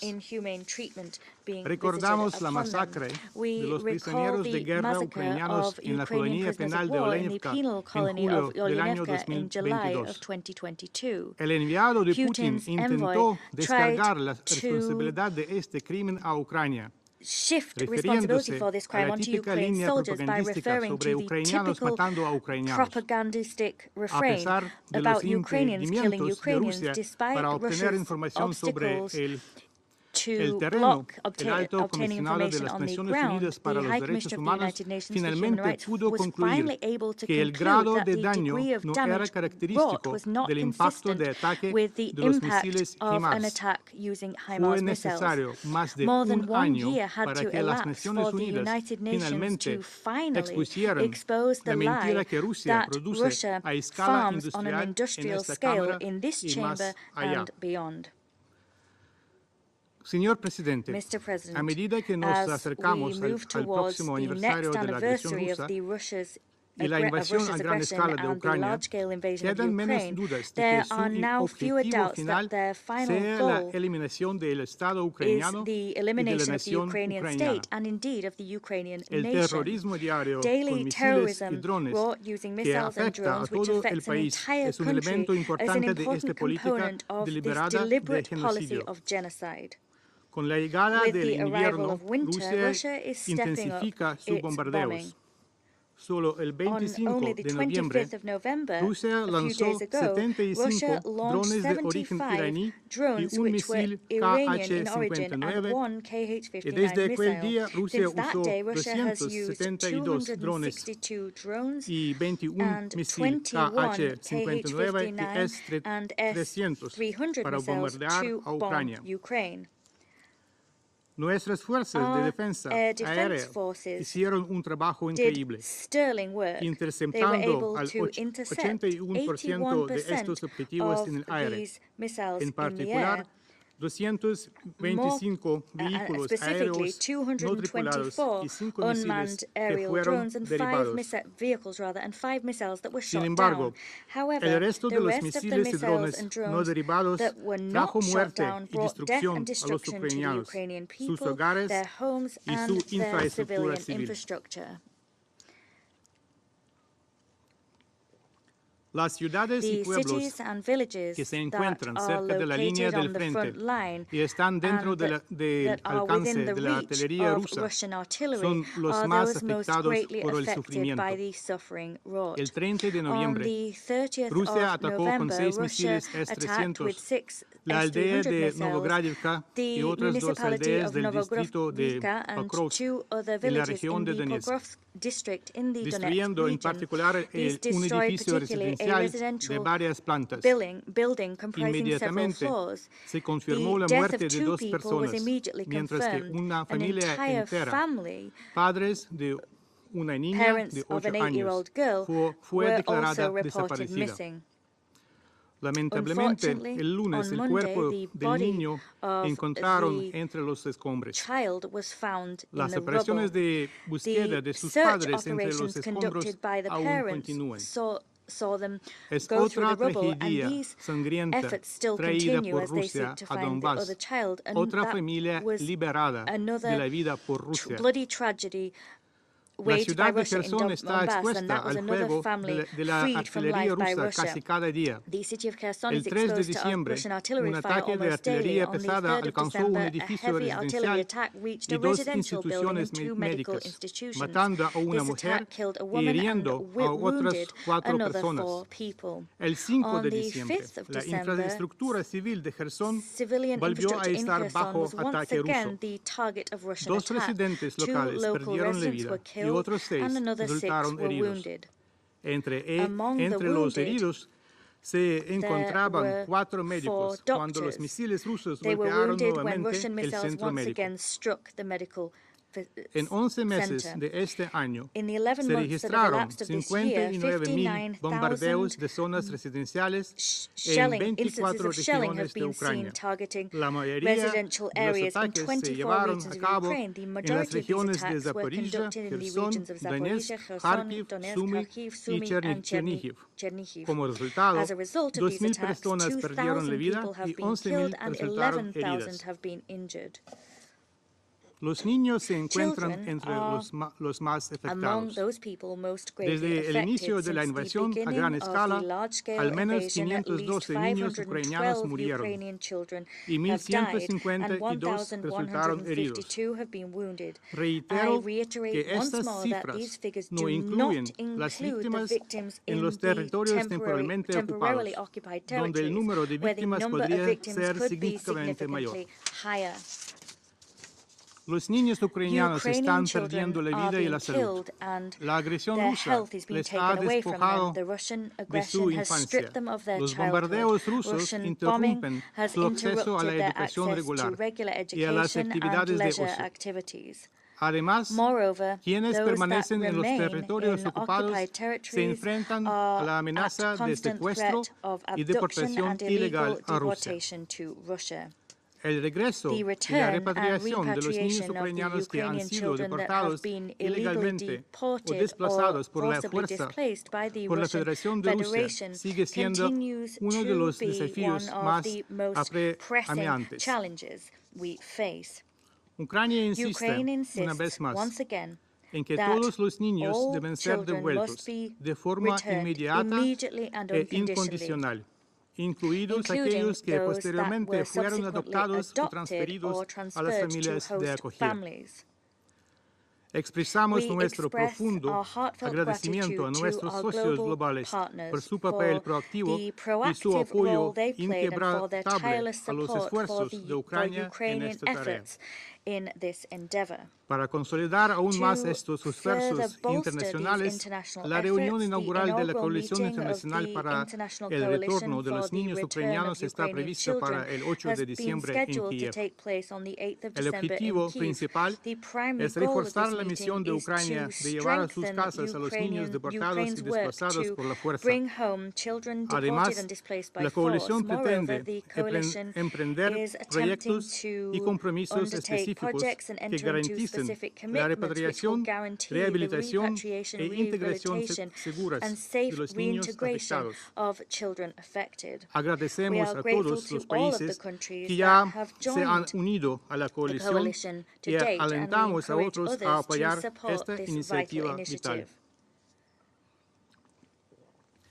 Señor Presidente, hemos subrayado constantemente que la presencia de la delegación rusa en esta Cámara sigue siendo el principal obstáculo que impide la capacidad del Consejo de Seguridad para llevar a cabo eficientemente los esfuerzos que se le han encomendado para restablecer la paz y la seguridad internacional. De hecho, la presencia de Rusia de Putin se ha convertido en un desafío común para la eficacia de los marcos internacionales. Le da a Rusia más poder para instigar conflictos en diferentes países y provocar crisis globales. Por lo tanto, esto no debe continuar. Por eso, la destitución del Estado agresor debe considerarse como una reacción natural de las organizaciones internacionales destinadas a desintoxicar al ambiente de trabajo y asegurar capacidades para cumplir con las actividades encomendadas. Este proceso comenzó casi inmediatamente después de la invasión a gran escala, cuando se adoptó la decisión sobre la membresía de Rusia en el Consejo de Derechos Humanos, y ya está en marcha. Rusia no ha sido bien recibida en el Consejo Ejecutivo de la UNESCO, la Corte Internacional de Justicia, la OPAC y la Organización Marítima Internacional. Ha llegado el momento de un debate serio sobre la presencia de los delegados de Putin en esta Cámara. Si bien todos reconocemos la necesidad de reformar el Consejo de Seguridad, debemos reconocer que todos los esfuerzos serán inútiles si se permite al Estado agresor disfrutar de los derechos de un miembro permanente. La comunidad de la ONU está deliberando ahora sobre el enfoque de la próxima cumbre del futuro.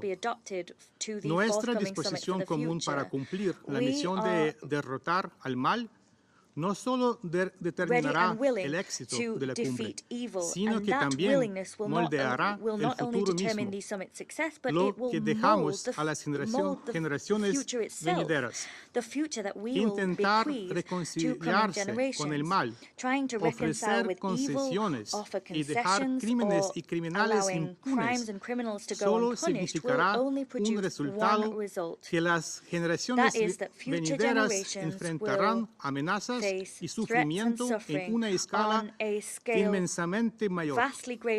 Estoy seguro de que, aparte del propio Estado agresor, Apart from the aggressor state, no one here present is interested in such a result.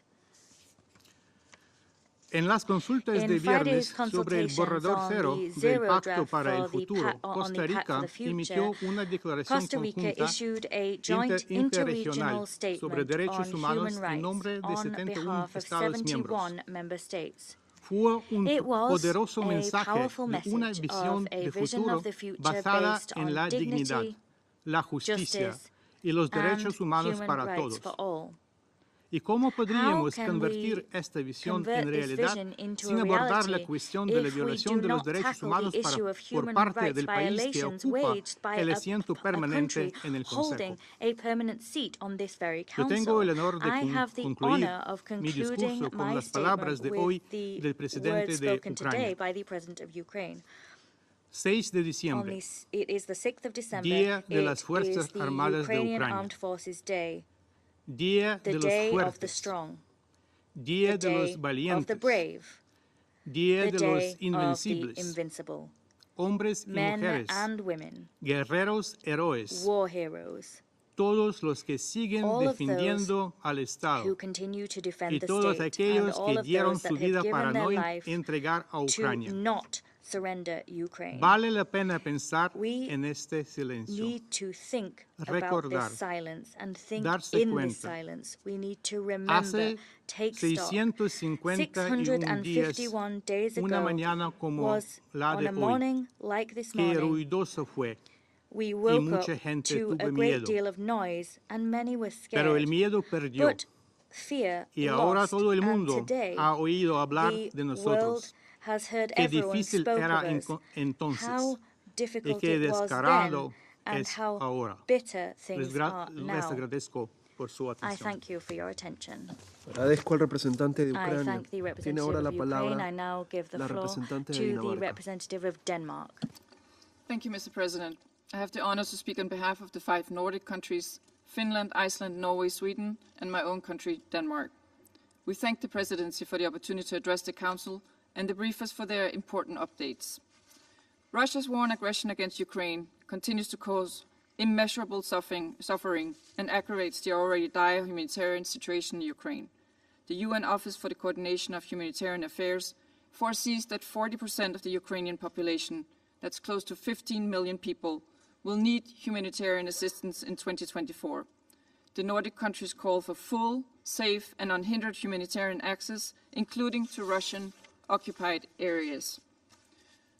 Russia's indiscriminate attacks against civilians and civilian infrastructure, including humanitarian actors and facilities, are strictly prohibited according to international humanitarian law and must be brought to an end. As winter sets in, Russia's attacks on Ukrainian energy infrastructure cause great concern. Tragically, attacks on civilians and civilian infrastructure are not only taking place in Ukraine. We reiterate the importance of ensuring the protection of all civilians at all times in line with international humanitarian law. Russia's war of aggression continues to create instability on global grain markets. Russia's bombing of Ukrainian agrarian infrastructure and grain export facilities constitutes a weaponization of food in violation of international humanitarian law. It is vital to ensure safe transport of food exports from Ukraine. We're pleased to see that the Black Sea Corridor, created and managed by Ukraine, is working to sustain global food security. The Nordic countries also welcome the extension on the Grain from Ukraine initiative and are supportive of EU's solidarity lanes. We continue our commitment to support humanitarian food assistance globally and to engage with partner countries in building longer-term food security. Mr. President, the Nordics would like to reiterate our strongest condemnation of Russia's war of aggression against Ukraine. We'll continue to support international efforts to ensure full accountability for all crimes committed in and against Ukraine. The fact that Russia, a permanent member of the Security Council, continues to wage an illegal and brutal war continues to pose serious challenges far beyond Ukraine. It challenges the effectiveness and legitimacy of the Council, the Charter, and livelihoods, food and energy security across the globe. We support Ukraine's peace formula and welcome the growing global support for the ongoing diplomatic efforts to reach a comprehensive, just and lasting peace in Ukraine based on the principles of the UN Charter and the respect for Ukraine's sovereignty and territorial integrity. In closing, we reaffirm our unwavering support for Ukraine and our engagement to alleviate the global consequences of Russia's aggression against Ukraine. Russia must immediately and unconditionally withdraw its troops from the territory of Ukraine within its internationally recognized borders. I thank you. Agradezco a la representante de Dinamarca. Doy ahora la palabra a la representante de Polonia. Mr. President, Excellencies, let me start by thanking the Presidency of Ecuador for keeping the humanitarian situation in Ukraine on the agenda of this Council by convening this important briefing today. I want to thank also today's briefers for their interventions. Poland aligns itself with the statement to be delivered soon by the European Union. Excellencies, for almost 10 years now, since April 2014, Ukraine has had to contend with Russian aggression, resulting in mounting civilian casualties and enormous material destruction. Poland consistently condemns Russia's aggression against Ukraine, which is a clear violation of the UN Charter.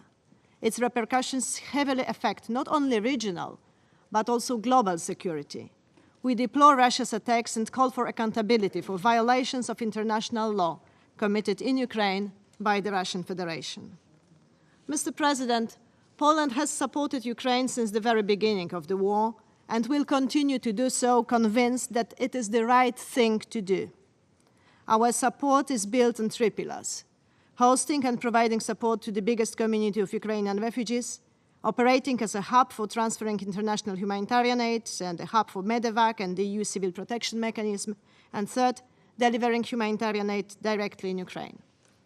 As we speak, over 17.6 million people in Ukraine need various forms of humanitarian assistance. In this context, we welcome OCHA's winter response plan that aims to address specific humanitarian needs exacerbated by the cold season in Ukraine. Mr. President, there is no lack of humanitarian crises around the world, many caused by natural disasters or climate change induced. Many times they have been inevitable but impossible to prepare for. Enormous resources are needed to mitigate them and bring relief to the affected populations. But this is not the case of Ukraine. Its people are known for hospitality and generosity. They could join the efforts and contribute to assistance to people in need of humanitarian aid. Ukrainian grain has been a staple for hundreds of millions around the world. Yet Russian aggression turned Ukrainians from suppliers to the recipients of aid. Nonetheless, they struggle to do both, defend themselves and survive, while providing the supply of food for the others. They do that because Ukraine is a responsible member of the international community. Thus, this is in the best interest of this international community to continue supporting Kyiv while exerting pressure on the perpetrator. Our determination to help those in need must not scale down with the time. Just opposite. We must show that Russia fails with its hope for our awareness. And I thank you, Mr. President. Agradezco a la representante de Polonia. Doy ahora la palabra a la jefa adjunta de la delegación de la Unión Europea. Thank you, Mr. President. I have the honor to speak on behalf of the European Union and its member states. The candidate countries North Macedonia, Montenegro, Albania, Ukraine, the Republic of Moldova and Bosnia and Herzegovina, the potential candidate country Georgia, as well as Andorra, Monaco and San Marino align themselves with this statement. I thank the Ecuadorian presidency for the opportunity to address the Council.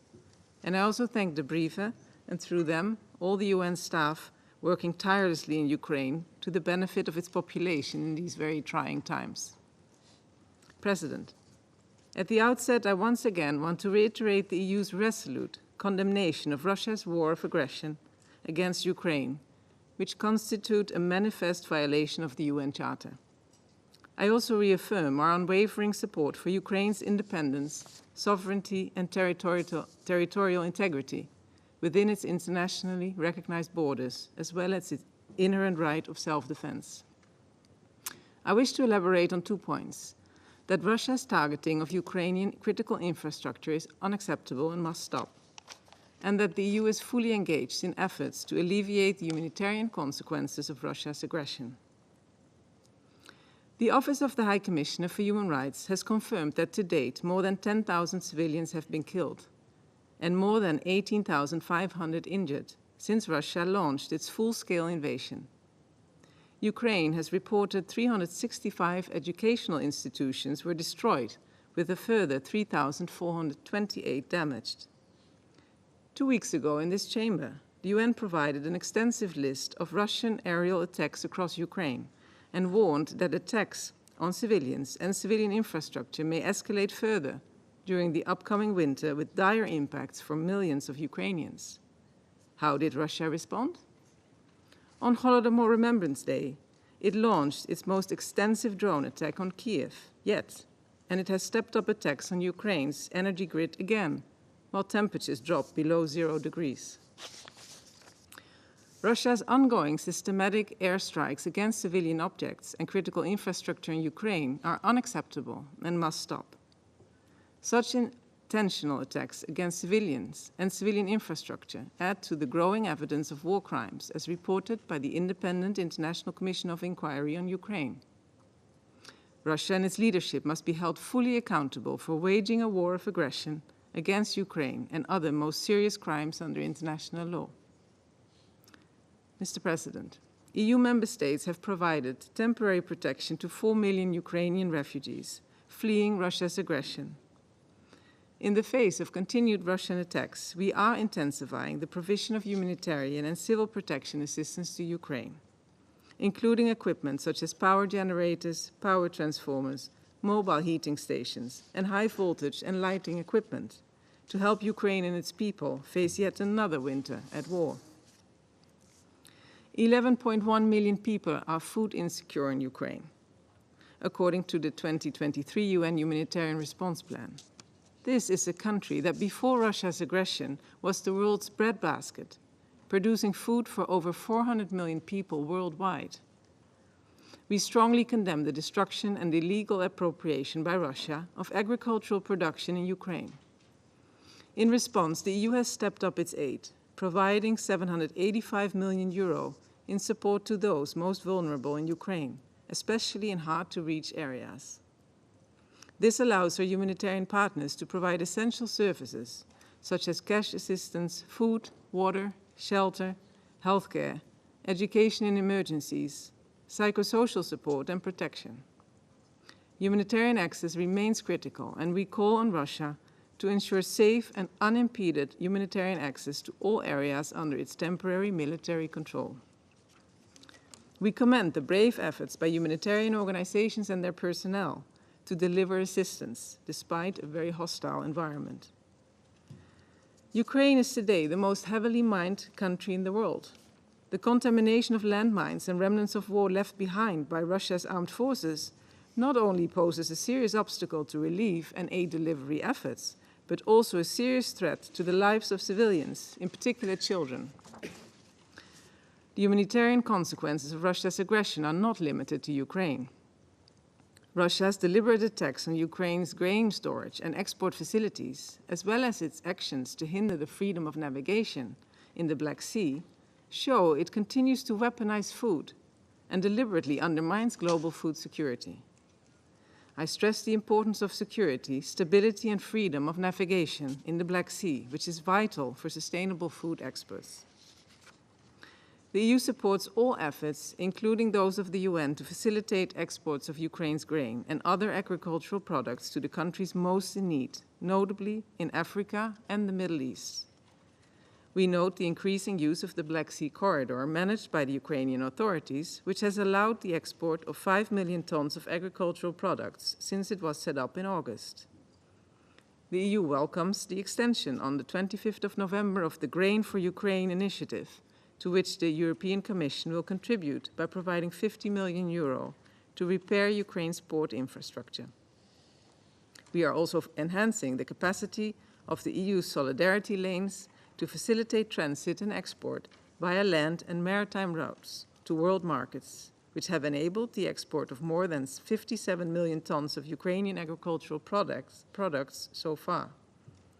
In addition, the EU will continue to deliver on its ambitious response to address global food insecurity. Mr. President, in closing, I emphasize that the EU will continue to provide strong financial, economic, humanitarian, military and diplomatic support to Ukraine and its people for as long as it takes. We will continue our intensified diplomatic outreach efforts and cooperation with Ukraine and other countries to ensure the widest possible international support for a comprehensive, just and lasting peace and the key principles and objectives of Ukraine's peace formula. I thank you. Agradezco a la excelentísima señora Samson por su declaración. Tiene ahora la palabra la representante de Letonia. Mr. President, I have the honor to deliver this statement on behalf of the three Baltic states, Estonia, Lithuania, and my own country, Latvia. First, I would like to thank the Ecuadorian presidency for convening this meeting and for the opportunity to take the floor. And I also want to thank today's briefers, ASG Jenča and Director Rajasingam, for their statements.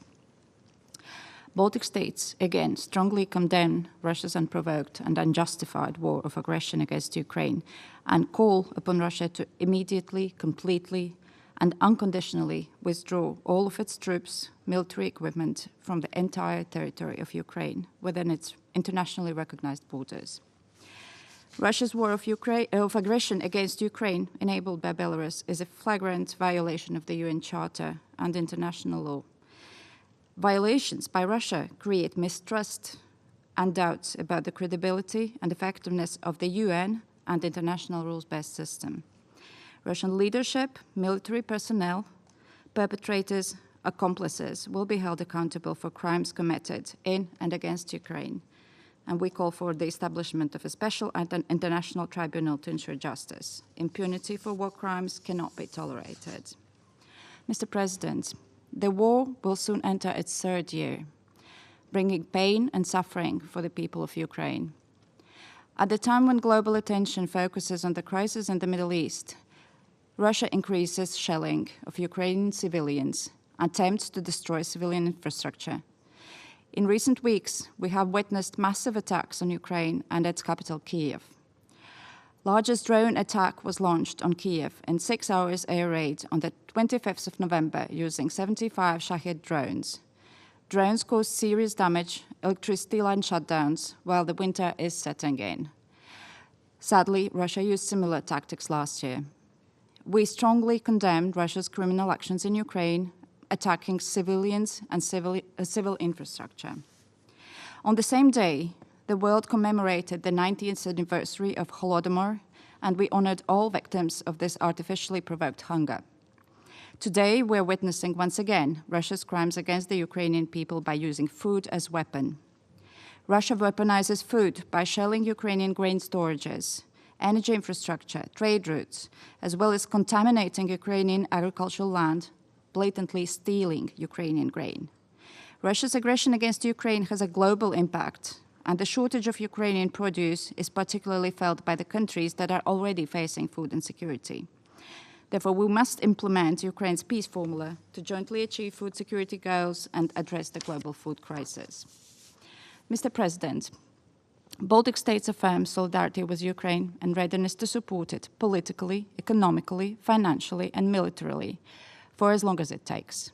An international community must firmly stand together against Russia's attack on the principles and norms of the international law. We call on every UN member state to continue providing all necessary support to Ukraine. Protecting the UN Charter, stand up for the international law is a must to preserve the multilateral system based on the rule of law. And there is no place for any kind of might makes right in the 21st century. I thank you. Agradezco a la representante de Letonia. Representative of Latvia. No hay más intervenciones inscritas en esta no lista. further Se speakers levanta la on the sesión. speaker list. The meeting is adjourned.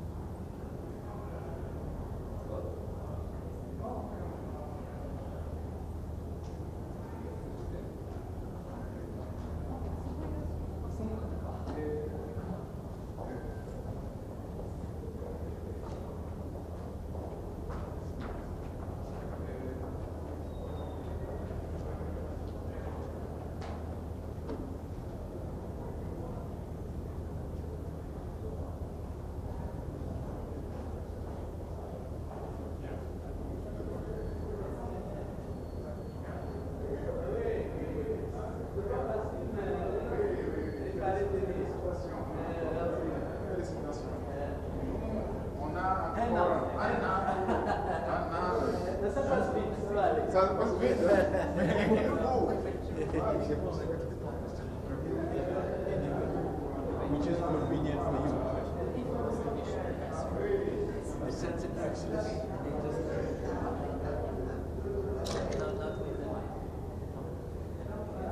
Gentlemen, the camera is.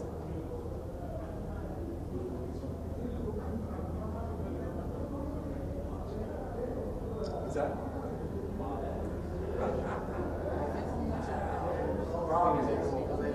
What's happening? Like what you've been doing.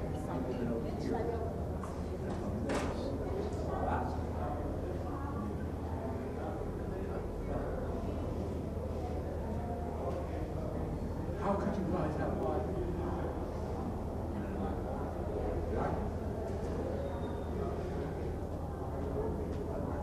Have you ever watched any of the Big Bang?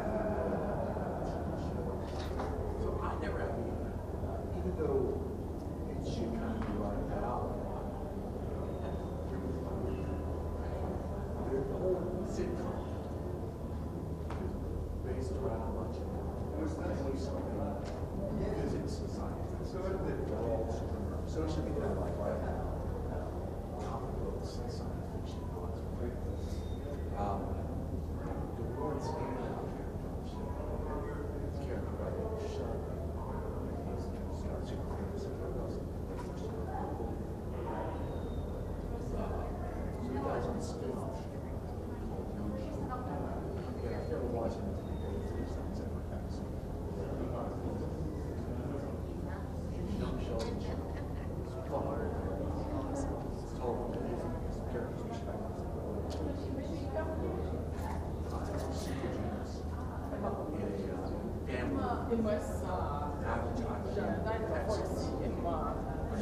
I mean, come on. Very, very cute.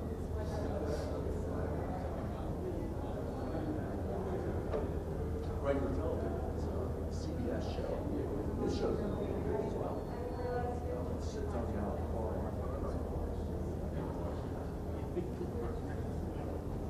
I still watch a lot. I'm always trying to learn something. Gosh,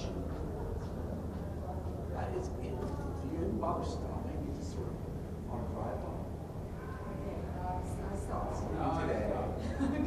Today. It's good to see you. All right.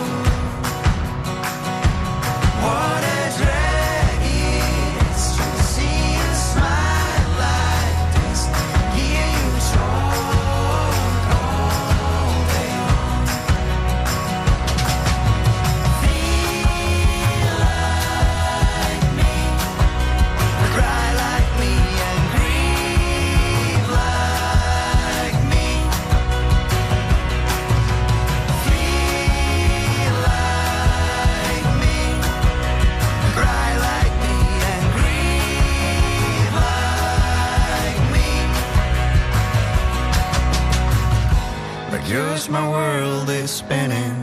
Makes me dizzy from time to time. Like you, I'm losing and winning. There's no laughing without crying.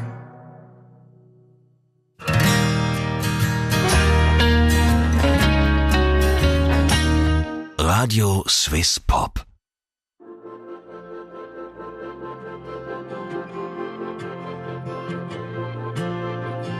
I was in a daydream thinking of you, baby, right when he spun my grind. Took a little time, a quarter of a wine, I'm asking him to come around. You were everything that I wanted. You were never quite so sure. You were everything I wanted, but now I want more. You were all nice, thinner by the night when he looked at me the way he did. Some time in Big Red and top 3 head, we were loving like stupid kids. You were everything I had, until I had everything. You were everything I wanted, but now I want him. But that's September, stay just where it is. Gotta stop aiming for forever. Gotta put an end to this. That's September, I never known love like it. But we could never be together, and you could never love like this. It felt so soft when I started off, but the view from your window changed. By the riverside and to dry your eyes, you told me I'm the one to blame. I know now that you were right when you let me know that I had changed. I know now that it was wrong in the first place. But that's September, we'll stay just where it is. Gotta stop aiming for forever. Gotta put an end to this. That's September, I never known love like it. But we could never be together, and you could never love like this. On the walk back up to land, you'll find good in every man. And I swore I saw him standing at the bar. I don't think that I believe it anymore. But that's September, we stay just where it is. Gotta stop aiming for forever. Gotta put an end to this. That's September, I never known love like it. But we could never be together, and you could never love like this.